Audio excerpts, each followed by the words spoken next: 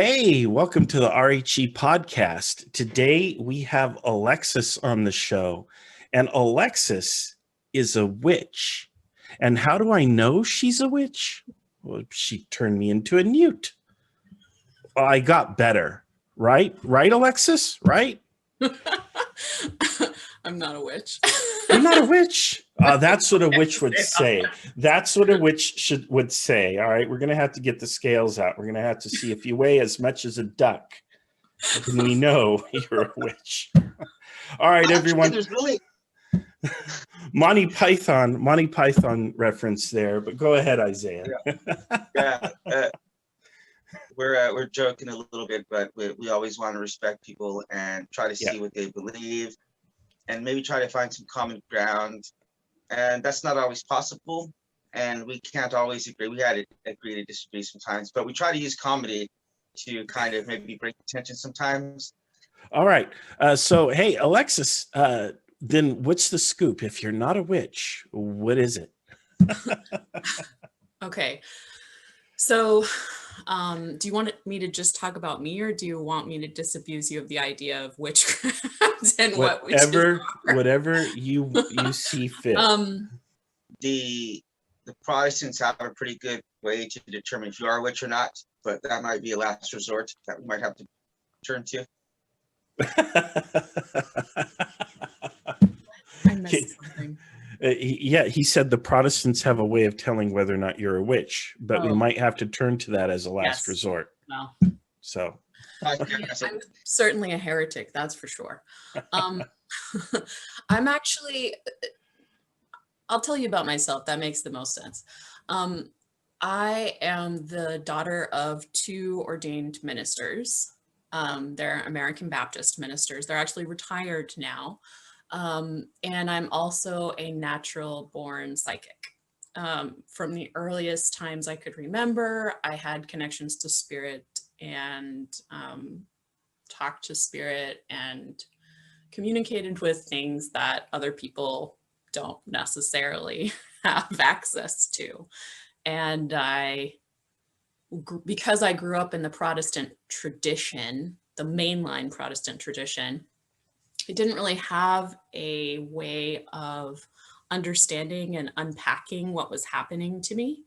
I thought, oh, I'm just really creative, but that was not what was happening.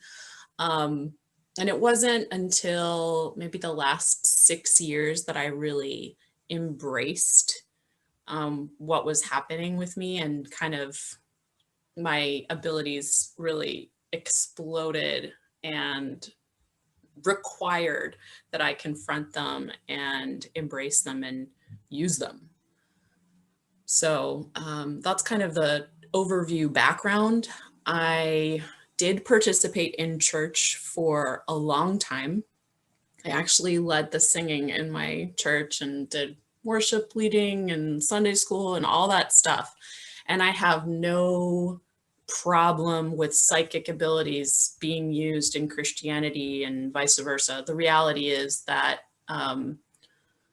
you have mystics across the world that are engaging with a deep spirituality that's beyond what I would say is spirituality 101 for the, if we want to use maybe a word that Marshall would like, the plebs. But you know, you advance and you evolve and you grow into a very deep spiritual understanding. And part of that growth process is connecting with spirit in a way that might be uncomfortable for someone who isn't there yet. And you see it in Islam, you see it in Sikhism, you see it in Judaism, you see it in Christianity, you see it in all of the major world religions, because it's a part of human spirituality. The only reason why we don't see it in Protestantism is because of a whole big mess of power dynamics and separation from the Catholic Church that happened in Europe. But that's a history lesson, and I think we won't talk about that right now. But if you really are curious, you can go look it up. Okay, so one, your parents were Baptist ministers? Is that what you're saying? American Baptist, yeah. Because whenever you told me online your parents are ministers, I thought you were talking about like the Church of Satan or something, honestly. No. Because I know they have like ministers. Okay. I'm glad we clarified. A second one is, would you're saying that only in the last 6 years of your life you've been going deeper into this? Were you kind of like just shying away from it, or I would say that I actively repressed it. Because when you don't have language to talk about something and it's highly stigmatized, I mean, even having this conversation, like the questions that you have and even the understandings that you might have are super stigmatized. A lot of people think, oh, psychics, they think like, what's her name, Miss Cleo or whatever her name is and that's not how it is. That's not how it is. Or they have, things from like Doctor Strange and Marvel Comics or like American Gods or something. And some of that stuff, there are pieces that are true, that are incorporated into those pop culture references. But I don't need to go like this every time I'm using my abilities like Professor Xavier, right? So like, it's just, I'm open about my abilities because it's a huge part of who I am. It's how I literally interact with the world. But I don't necessarily wave it around. And certainly there's a process of coming out every time I have a conversation with someone. It's like being gay in the 90s. You have to feel people out to see how comfortable they are with the idea of who you are. And then you have to kind of drip some little test conversation pieces. And then once you see that, oh, they're biting, they're kind of interesting, then, you can actually come out and completely share who you are. But until you go through that kind of vetting process with people, you don't know how they're going to respond. And the reality is that a lot of people, they have mixed feelings, and it kind of depends on who they're in front of, how they'll respond. So like if I'm talking with you one-on-one, you may have a very different reaction to psychic phenomena and conversations about psychic stuff and spirituality than you would if you're in front of a bunch of people from your church, because there's the perception and there's the like group mentality of like, what is okay, what's going to be okay in front of these people, like how am I going to be perceived if I say that this is all right? So there's like a lot of social dynamics that come into coming out as a psychic. So what I would do if I were you is I would just walk up to someone, I'd be like, read if they're gonna accept it or not, and if they're not, I'd just go on to the next person and just I'm sorry, I'm joking, but actually I want to ask you a few questions called friendly fire, just to kind of see a little bit about you. But one, if you got stuck on an island with any one animal, what would it be?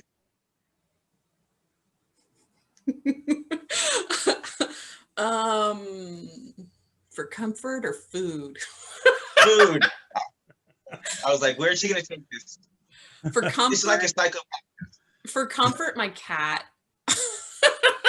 But for food, probably chickens, because they're easier to manage, like on my own. You kill it once, so it's gone. It's like this size. But if I have a hen and it's laying eggs. There you go, eggs. I'm just saying. Well, all right. This isn't quite my question, but I do have to ask because you said cat. What color is the cat? Oh, black. Oh God! Could you be? But you want to know why? Black cats are not adopted as frequently. They aren't from rescue organizations, and we only have rescues. And so we get black cats because they're like one of the last animals to get rescued. Okay. Official question. What is your Did you really, favorite? What's Say that, what? Isaiah? did you really need to ask that? Isn't that kind of a given? I just had to be sure. I had to be sure, Isaiah. I They're had to be cute. sure. I wouldn't be able to sleep at night if I hadn't asked that question. All right. Yeah, no, I'm not gonna be able to sleep at night. Official question. What is your favorite planet and why? Definitely this one because I'm on it. Good. This is where you keep all your stuff, huh? Yeah, this is my home. Oh man.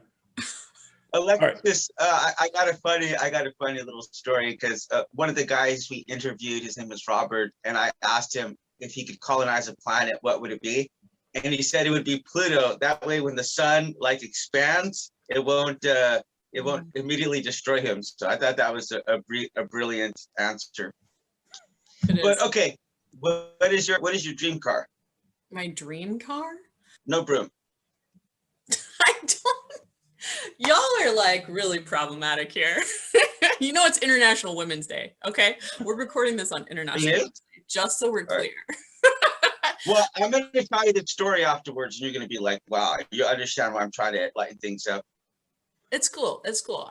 I've probably heard it all, realistically, and I've seen quite a lot. So, but we can. Oh, I can't wait to ask you. No, but seriously, my favorite car. Oh, I really actually like the car I have. What? But I haven't been driving it a lot because it's high maintenance. But okay, I have a Mazda Speed Protege, so it's like but it's been modded. So it has it's like a rally car. But if I was gonna buy like a new car and it was just like for me, I'd get a Lotus probably. Wow. For track days. Nice. And it would probably have to be like bright, like electric blue. All right. Favorite vacation spot? Oh, and really you don't have to have been there. It could be a dream vacation.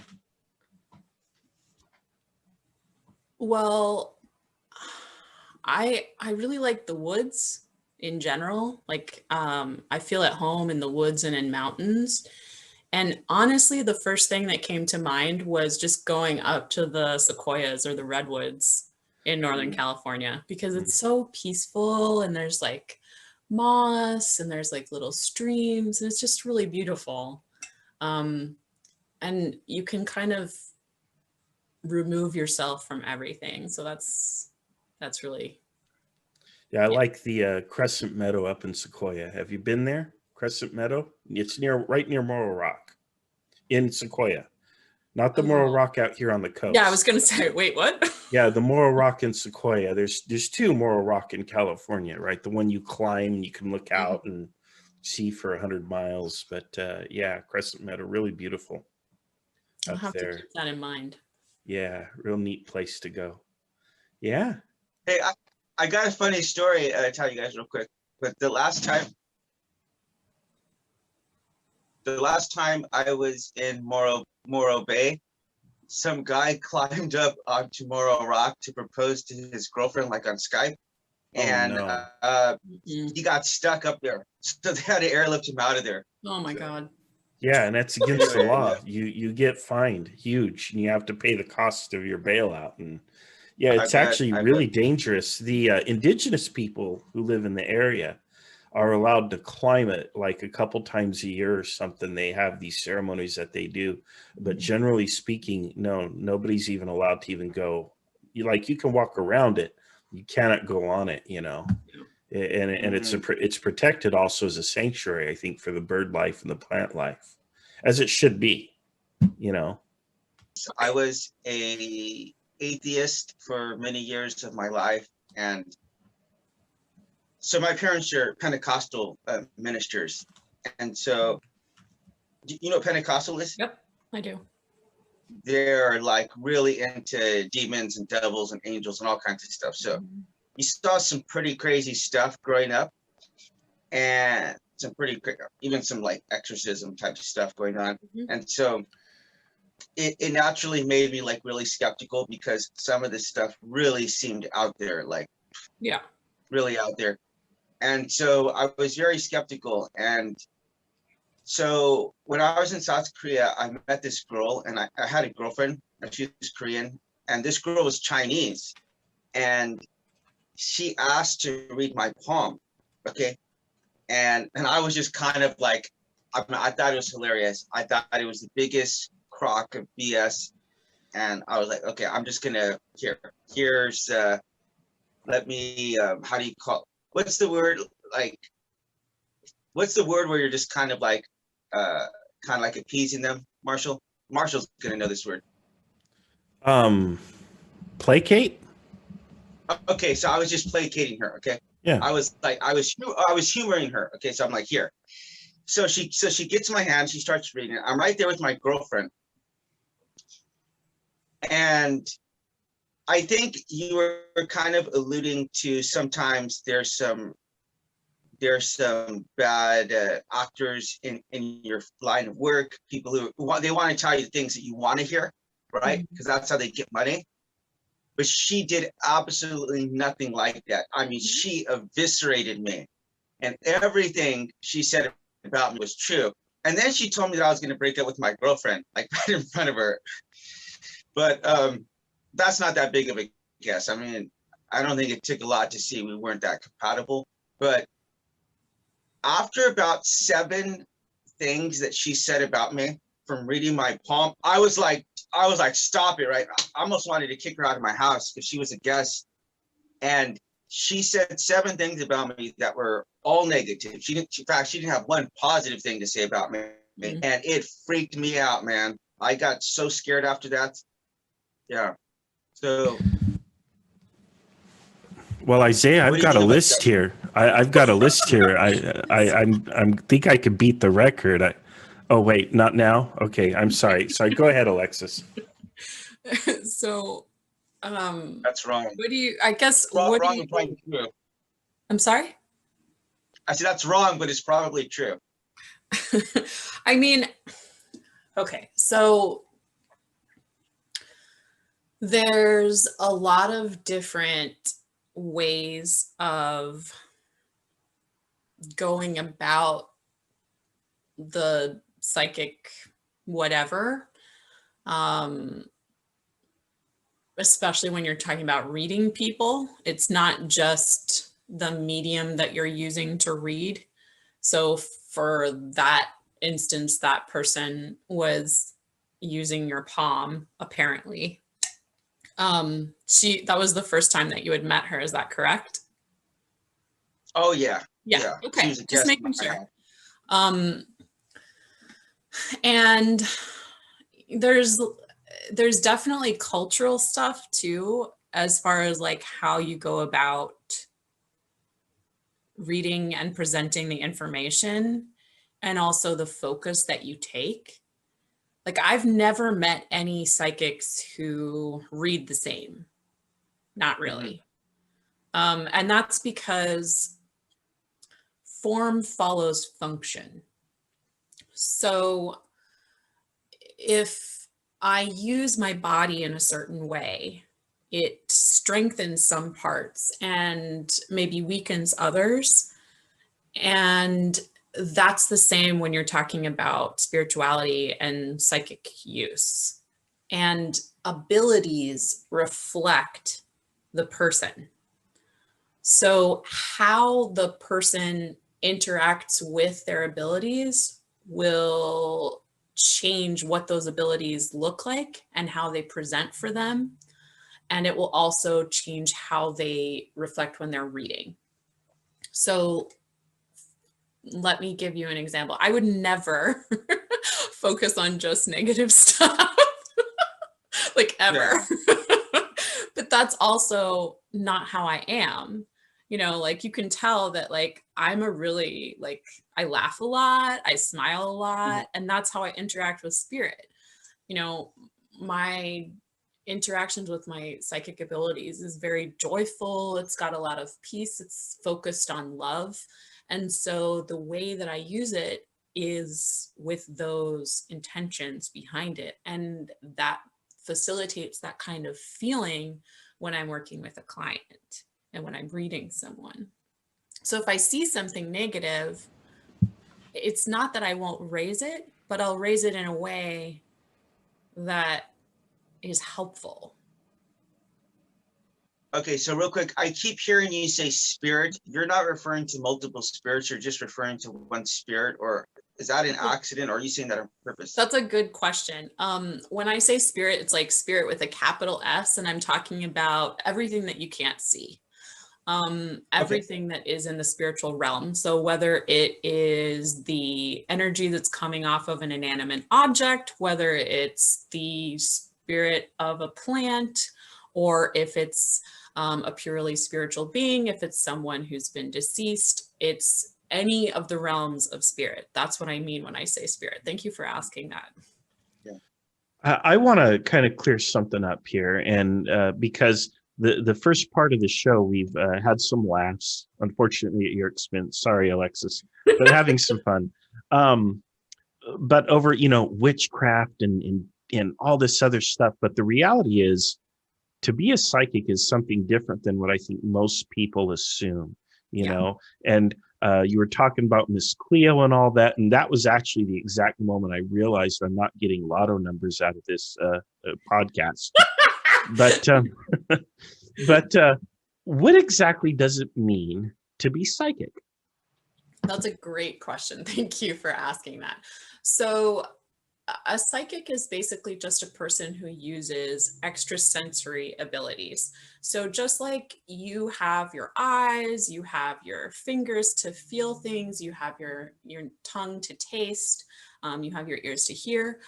I just have all that more.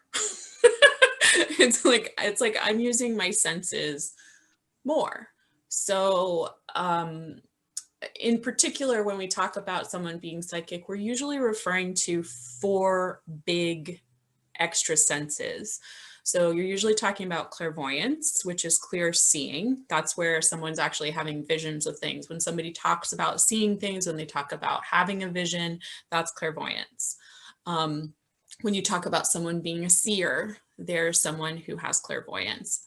That is a very common trait for people to have. It's one of the ones that's probably easier for a lot of people, especially those who are good at visualizing. Surprise, surprise. The second one that's usually big is clairsentience, and that is clear feeling. So when we're talking about feeling, we're not necessarily talking about touch. We're talking about feeling as in emotions. This is where people would talk about empath abilities. They really mean clairsentience. The third one would be claircognizance, and that's clear knowing. So when you just have something that hits you, you automatically know, like I already know what you're going to say, or I already know what's going to happen. That's claircognizance. And then the fourth big one, the most common one is, oh my gosh, I had a brain fart. Clairaudience, clear hearing. And that's just where you actually hear maybe music, you could hear sounds, different things. You could hear like the sound of the rain, but it's not raining. Or you could, of course, hear voices.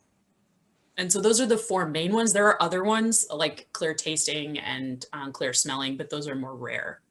Is this disruptive for you when it happens? No, I mean, that's a serious, like, I would think, like, if I mean, think about it, like if you were more sensitive to seeing light, you go outside on a bright day, it would be disruptive. Or if you have more sensitive hearing and a loud noise is heard, that might hit you harder. You know what I'm saying? Yes, I do. And it can be if you don't have boundaries set up. One of the things that is hardest when you're coming into your abilities is figuring out how to navigate those. And I find in my work, when I'm talking to people who are discovering their abilities, the hardest one is typically clairsentience. It's navigating feelings of other people versus their own. And that makes, like, being in crowds can be kind of hard if you're not adequately prepared. If you don't have boundaries set up, if you don't have ways of recognizing your feelings versus someone else's feelings. First of all, I completely believe in this reality as a Christian. That's because if you take a look at the Old Testament, first of all, you see both people who are using this for positive and negative, okay? And then you have some people who are flat out using this just to make money. And there's this hilarious story where it's almost like the exact scenario in the movie Ghost. I'm sure you've seen Ghost with Patrick Swayze. Whoopi Goldberg is doing a reading with someone, and it's total fake. Everything it's totally fake. And then abruptly the guy shows up and starts talking to her, and it freaks her out. It freaks her out, and she just runs out of there. And you have, like, I think they might have stolen that from actually the Bible, because what happens is there's this fake guy, and he's doing this prophecy just for money. And right in the middle, like, God shows up and starts talking to him, and it freaks the dude out, you know? So one, there's elements that will want to abuse this, whatever, in some way, either just for own personal gain or just to try to do something bad with it, okay? God expressly forbids in the Old Testament people messing around with fortune tellers or soothsayers or anything like that. And he finds it to be very, very wrong. And so God wouldn't have forbidden that unless these things were actually real and they could actually do some kind of damage. So what my interpretation of this is, as a Christian, is that it doesn't matter if you're reading a palm or a chicken entrails or tea leaves or crystal ball. All that stuff doesn't matter in one sense of the word. Is that if you're interacting with spirits, then a spirit that you talk to is going to know something about me. For example, let's just say they'll just know that my mom's name is Susan. Okay, you wouldn't know that fact unless you research me or you happen to know me in some other way, you know. So they could, if they were able to convey that information to them, it would seem, from my perspective, that this person has some kind of powers. Either whether it's a tarot cards or whatever they're doing, if they're interacting with the spirit in any way, sense of the word, the evil or good spirit, then it's going to have the same kind of appearance to me. You see? So I got to say, as a Christian, I kind of take a look at this and I'm like, man, I think God he'll never be able to really understand what it's like to be a human and frail and have the kind of insecurities and fear of death that we have, loss that we experience. So why he's so upset whenever people want to have that kind of interaction in their life, it really kind of just boggles me, because I understand why people would want that, even to move on, you know? Even before I came to my current understanding, I have very strong feelings about the way that scripture and past understandings are. They reflect the place and time in which they are written. And the culture is reflected in that as well. And over centuries and millennia, humanity has changed. We're different. The things that worked 2,000, 3,000, 4,000 years ago don't work anymore. We're different as a species. The way we interact with one another is different. I mean, you're in South Korea and I'm in California right now. There's nothing in the Bible about this. You know, it's not there. So how do we talk about these things? I mean, obviously that's a conversation, that's a slightly different conversation, but that's also part of how we navigate spirituality in general. I mean, ultimately, I would say the absolute most important thing, no matter what your belief system or your rituals or your practices is, are you being guided by love? If you're being guided by love, it doesn't really matter. It doesn't matter what you believe. It doesn't matter like what you're doing, as long as you're being guided by love. Now, that's one of the key lessons that Jesus talks about during his ministry. What's the greatest law, right? And then the second is like it. Mm-hmm. Love others as you would love yourself. So if we're following that law, that sounds good to me. It's a main proponent of humanism. It's a main proponent in even Hinduism and Sikhism, Zoroastrianism, and that it's actually, the golden rule is actually a universal. And so why is it a universal? It's a universal because it's right. It's true. It's a huge kernel of truth. And so it shows up all the time. The question is only, how do we practice that? That's where we get into the questions and the problems and the debates and all of that stuff. You know, people will say, oh, I'm being loving. And that's just not true half the time, Mm-hmm. right? They're actually being really harmful and really hurtful in some of the Mm-hmm. choices that they're making. And then other people, they may at first blush appear to be hurtful, but actually they're being really loving. So it takes a degree of finesse and maturity to interpret and to practice love in action.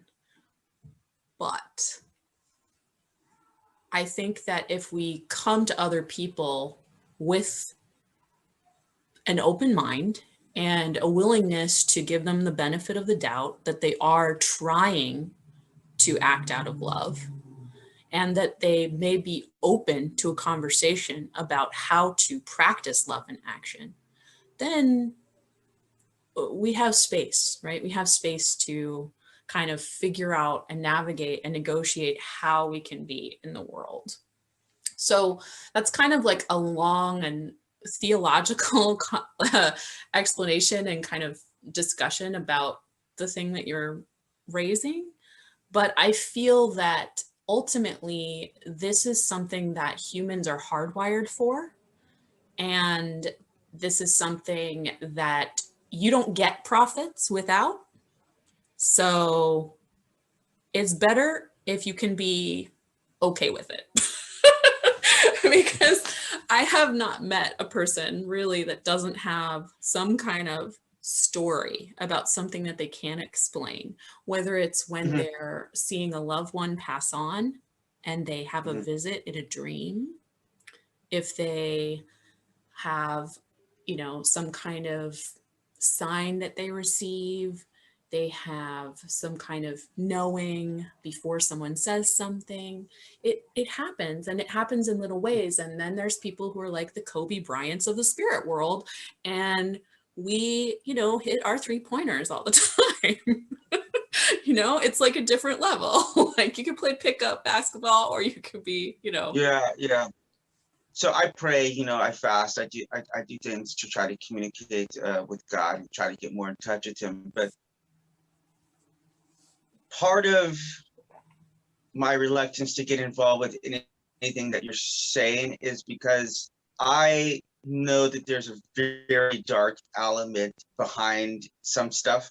And me personally, having had at one stage of my life, one of those interactions with some kind of dark forces that was actively trying to harm me, I am so freaked out by the thought of interacting with spirits or anything like that, because I know how true it is, and it's completely consistent inside of the realm of scripture, that a lot of people, a lot of like non-believers, they say, first of all, that Christians that they're arrogant in saying that God created all of this just for humans, all the universe. But I'm like, if you read the Bible, man, and you actually go by the source material, that's not at all the case. Humans are way below multiple different angelic creatures. You know, it's like not every angel is the same. So in heaven, and not every demon is the same. There's multiple levels of demons, and they serve different functions and different purposes. It's true there are dark parts in spirit, because that's part of the rules. I also have had dark experiences, but I am not afraid of anything. and part of that is because of who I am now. I mean, when I was younger and I actually had those experiences, those were scary to me. But I was in a different place in my abilities, in owning who I am, and also in my spiritual journey in general. Now there's nothing that can touch me. I'm perfectly safe at all times. There's nothing. And I have the wisdom to know to choose well. Choice is really important. We choose who we are every day, every moment, right? We make choices about who we're going to be, about our intentions, and how that plays in our spiritual life is the same, and actually in a much more fundamental way. I mean, you know, people talk about like, oh, when I die, I'm going to heaven or I'm going to hell, but that's not how it works. It's really right now. You can be in heaven or hell. You know, you choose how you're going to experience your life. So for example, right now I am going through, I'm working really hard, Isaiah, to not swear. Because I like to swear. But I'm not going to. I am going through a difficult moment in my life, a difficult season, a season of transformation. And this season of transformation is, we can talk about it at another time or whatever, is I got some kind of illness. Some of my doctors would say it was COVID. Some would say it's some virus, but I've been chronically ill since. And as a result, I could wake up and be suicidal. I could be despairing. This could be hell on earth. Literally, it could be hell on earth, because parts of my identity have been thrown into question. The way that I'm able to interact with my family, the way that I'm able to interact with my friends, radically shifted. But I don't. I'm not. It's not hellish for me. I find the joy every day. I focus on the things that bring love and peace and fulfillment to me, even when things are difficult. And as a result, I had a jump in my abilities this year. I had more revelations than I anticipated, and it was a glorious, powerful, transformative experience. And that's how you get to heaven. You choose how to be, you choose how to live in love, you choose mindfulness, you choose peace, you choose life-giving things, and you choose them now. And when you're dead, you choose it again. You choose it and you continue to choose it. And the more that you choose those good things, the more powerful those good things become in your life, and the easier it gets for you to choose, until it's almost automatic. You just automatically choose the good things. You just automatically choose the gratitude. You just automatically choose the love and the peace and the mindfulness. And so, yes, there are some dark things, but they don't come to me. They don't want to be around me. I'm like a sun when I walk into spirit. I'm like, you know, it's like a party when I'm coming in. And so they don't want to be around me. The only time they would come to me is if they want help choosing differently. And then I help them transform. Just like I help people transform. That's what I do.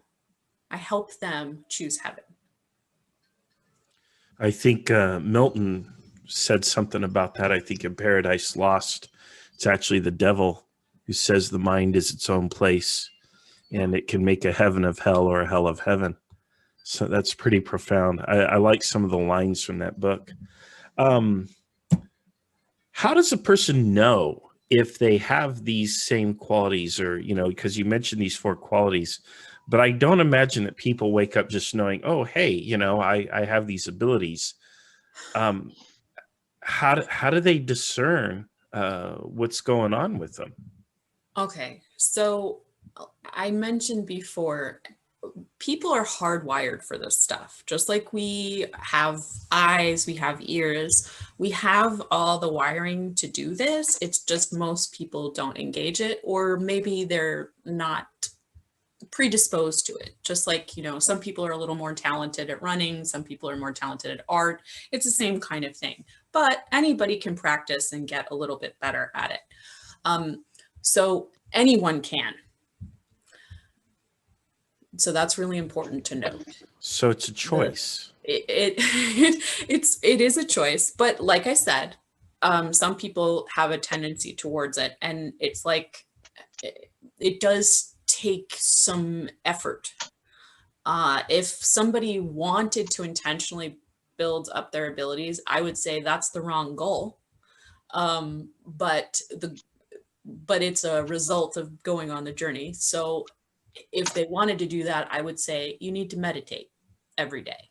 And meditation, you can look at it, you can do it in a prayer state. It doesn't have to be like, a Buddhist monk style meditation. There's lots of different ways of meditating. But really, it's just centering yourself and having a single focus. And so you could do that in a lot of different ways. You can do it with dance, you can do it with art, you can do it with walking down a path in a park, or you could do it with Christian or Jewish or Islamic prayer, really. Any of these things will lead eventually to enhanced abilities eventually. I met this girl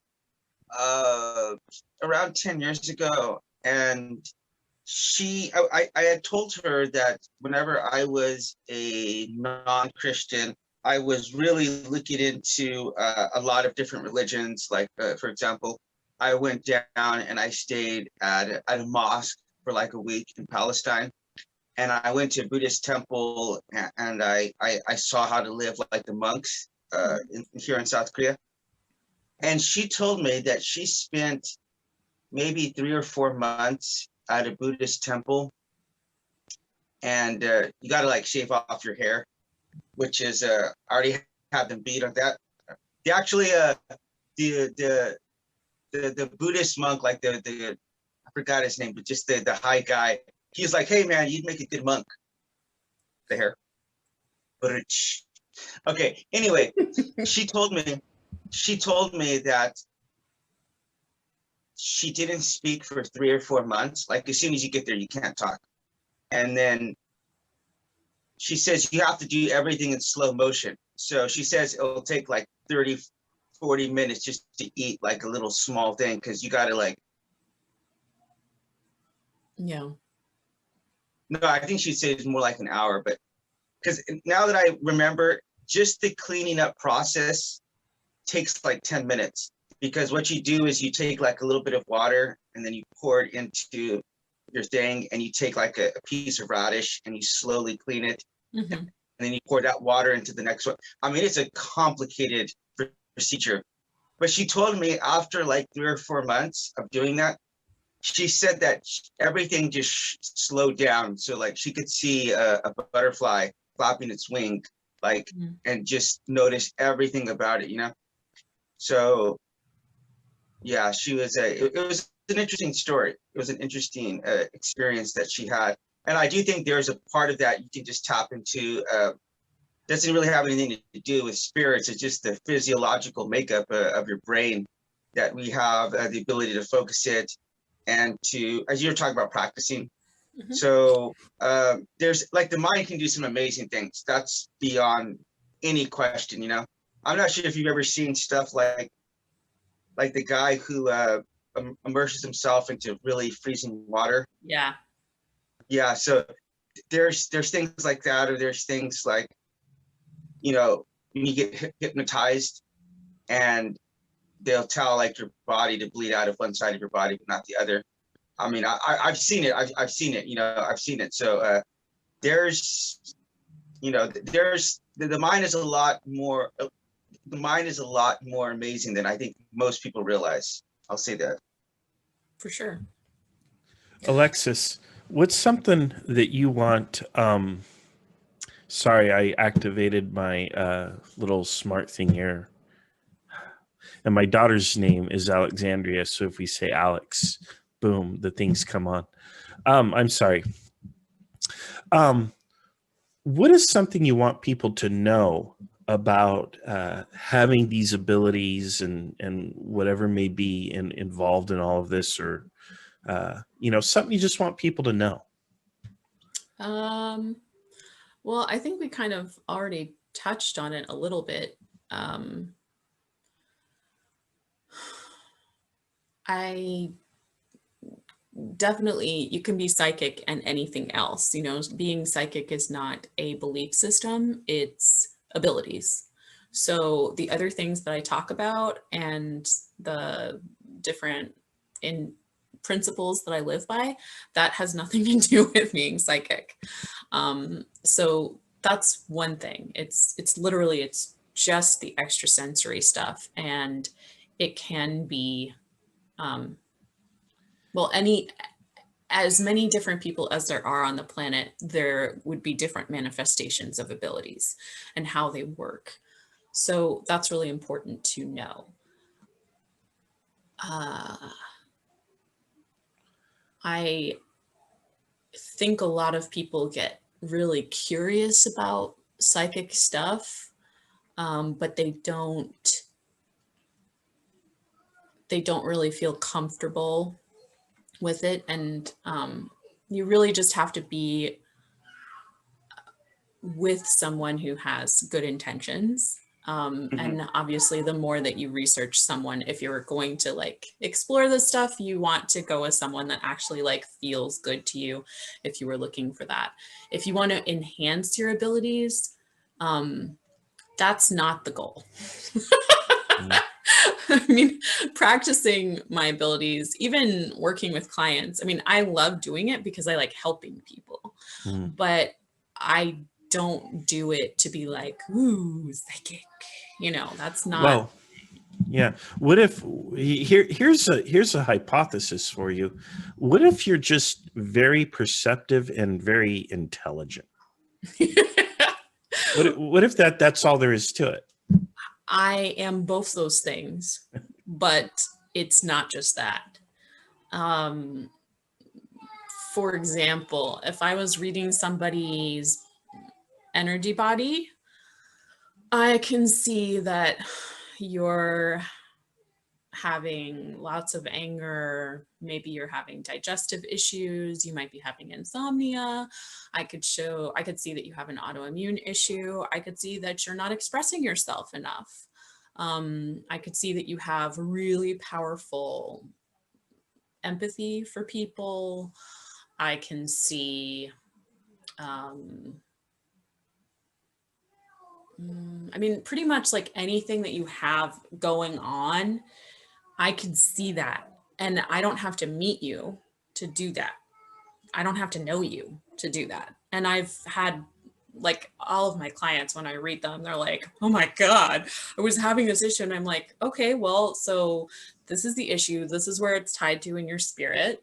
And these are some things that you can help support your spirit and help support your wellness, whether that's emotional wellness, psychological wellness, or physical wellness. So I got a question. What are your thoughts on Jesus, one, and what are your thoughts on the devil or demons, or do you believe in that? Because actually, if you read the New Testament, Jesus has a lot of interactions with demons, and I want to know what you think about if they are able to transition or become better, because one of the most fascinating stories I find in the New Testament, okay, so there's a couple. Actually, it's the same story, but it's just different sides of it, okay? So this guy is being tormented by all of these demons, like 2,000 demons are tormenting him, and he's cutting himself, and he's naked, and I mean, it's just a crazy. He's, he's screaming and crying. So Jesus goes to, I don't know if he's gonna kill the demons or just cast them out, but as soon as he walks up to the guy to do it, the guy says to him, or the demons actually say to him, they're like, "Oh, are you gonna kill us?" And they're like, "Don't kill us." They're like, "Cause us to go into these pigs over here." And so when that happens, the pigs run into the water and they all die.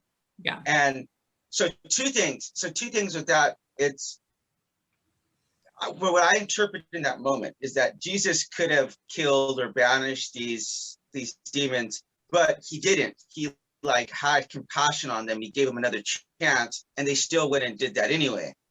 But then the second part, which I find is the most I think this is the most compelling story of the New Testament, honestly, if I'm going to be honest with you, because Jesus comes back and he sees the guy, and the guy is like just sitting there, and he's in his right state of mind again. And the guy like pleads with him. He's like, "Jesus, like, please take me with you." And Jesus is like, "Oh, I'm just getting chills. I get chills throughout my whole body when I think about this." Because Jesus says, "Go back with your family, because you're going to be more effective there when they see the transformation in your life." And to me, it's like, that's exactly how I feel in my life. Like, when I think of what I was before I met Jesus Christ and what I am now, it's like I'm a testament to my family who knew the way that I was before, and they've seen the change. And so when I think I was able to transition, and maybe some Christians would be really thinking this is really odd that I do this, that I pray for demons and I ask God to give them another chance or to help change their thoughts or intentions and what they're doing, because I know what it's like to be totally lost. And to me, they're just a different level of creature. And so if I was saved with grace, I pray, and I'm like, I'm not even sure this is the right thing I should be praying for, but I wouldn't want anyone to suffer. Let's just say that. Yeah. So I know that's a lot, but so I'll go back to your questions. Jesus is awesome. I like Jesus a lot. I think most people have him wrong. They don't understand what his message was, and that makes me really upset. I think that they miss the core of his ministry, which is all about love and about active love. And that's really unfortunate. They get caught up in the details and wanting to do culturally relevant things from thousands or even hundreds of years ago that don't make sense today. So I like Jesus' ministry. I think his principles, and I think that the core of his teachings is relevant no matter what time we are. Yeah, he's totally awesome. But that's not why I left the church. I left the church for different reasons. As far as demons are concerned, or the devil, my experience of God is different than people were able to understand 2,000 years ago. God is all in all, and literally God is everything. We are everything that is a reflection of God's creation. And we are here, everybody is here, divinely intended. We're here purposefully. And the best thing that we can do is if we are the best versions of ourselves. And that's good advice for anybody, no matter what you believe, but that's actually what we should be doing. Like if somebody was going to say, what is your life's purpose? And I would say, well, it's to be me and to be the best version of myself. And so, but of course, yes, we want to be the best versions of ourselves, but we also have the choice to not be. And we have to be given the choice. There's no power if you just do it by rote. It doesn't mean anything if you don't make the choice to be your best self. It doesn't mean anything if you don't choose to be loving. Who cares if you're made to be loving and then you just do it? Then you're a robot. What's the point? There is no point. So we're here to choose. We have that free will, but that free will, as I mentioned earlier, it's reflective throughout creation.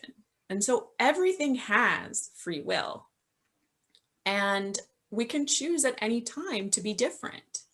We can choose to be different, but it definitely, like, you definitely start to go down a certain path, and it gets harder the more that you choose one way or the other. Because you kind of get set in your ways.